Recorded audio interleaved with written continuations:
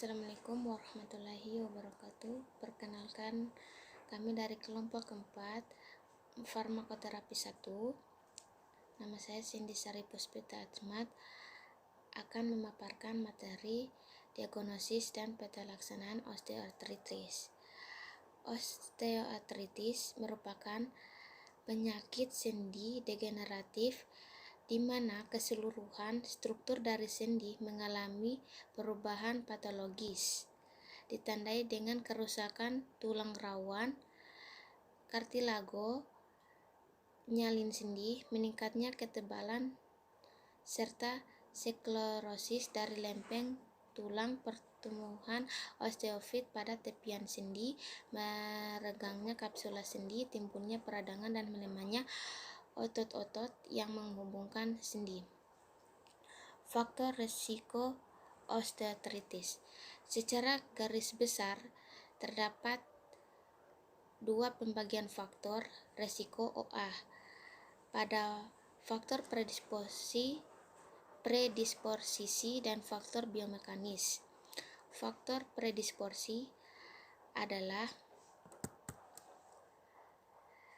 merupakan faktor yang memudahkan seseorang untuk terserang OA, sedangkan faktor biomekanis lebih cenderung kepada faktor mekanis atau gerak tubuh yang memberikan beban atau tekanan pada sendi lutut sebagai alat gerak sehingga meningkatkan resiko terjadinya OA.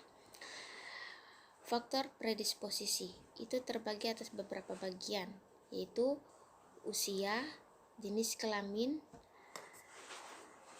ras atau etnis, faktor genetik, faktor gaya hidup, penyakit lain, obesitas, dan osteoporosis. Kedua, faktor biomekanis itu terbagi atas beberapa bagian, yaitu riwayat trauma laut, kelainan anatomis, aktivitas fisik, pekerjaan, alat olahraga, benturan keras. Assalamualaikum warahmatullahi wabarakatuh. Perkenalkan, nama saya Neneng Krisnawati, NIM saya F2019-01169, kelas C4. Baik, saya akan melanjutkan presentasi teman saya yaitu Cindy Sari Puspita Ahmad. Langsung saja ke materinya. C. Penata laksanaan osteoartritis. Osteoartritis merupakan penyakit artritis kronis, paling banyak ditemui dengan berbagai faktor resiko.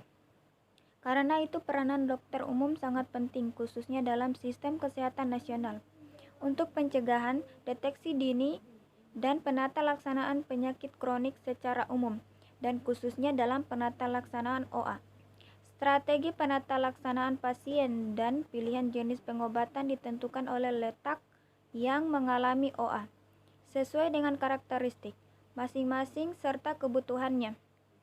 Oleh karena itu, diperlukan penilaian yang cermat pada sendi dan pasiennya secara keseluruhan, agar penata laksanaan aman, sederhana, memperhatikan edukasi pasien, serta melakukan pendekatan multidisiplin.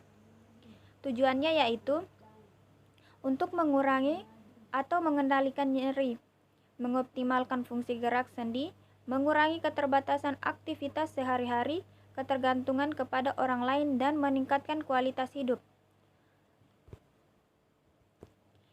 Epidemiologi osteoartritis. Osteoartritis merupakan sebagian besar dengan artritis dan penyebab utama disabilitas pada lansia.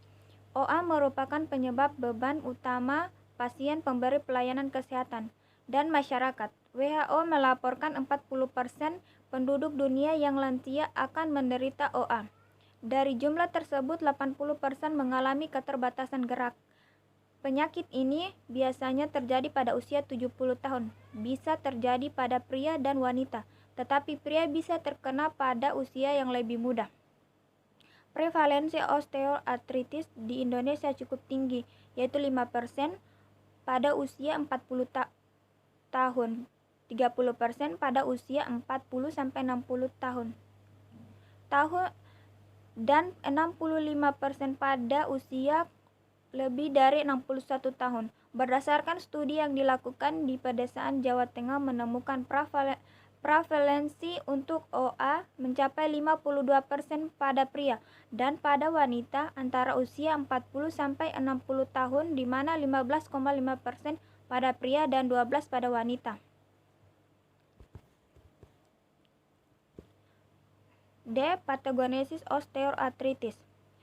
OA disebabkan oleh perubahan biomekanika dan biokimia tulang rawan yang terjadi adanya penyebab multifaktorial, antara lain karena faktor umur, stres mekanis, atau penggunaan sendi yang berlebihan, dan efek anatomik, obesitas, genetik, humoral, dan faktor kebudayaan di mana akan terjadi ketidakseimbangan ini menyebabkan pengeluaran enzim-enzim degradasi dan pengeluaran kolagen yang akan mengakibatkan kerusakan tulang, rawan sendi, dan sinovitas sekunder akibat terjadinya perubahan matriks dan struktur.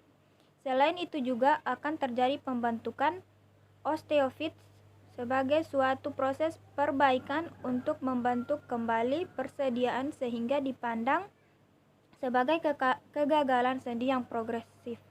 Sekian dan terima kasih. Apabila ada kata yang kurang mohon dimaafkan. Wabillahi taufiq wal hidayah. Wassalamualaikum warahmatullahi wabarakatuh.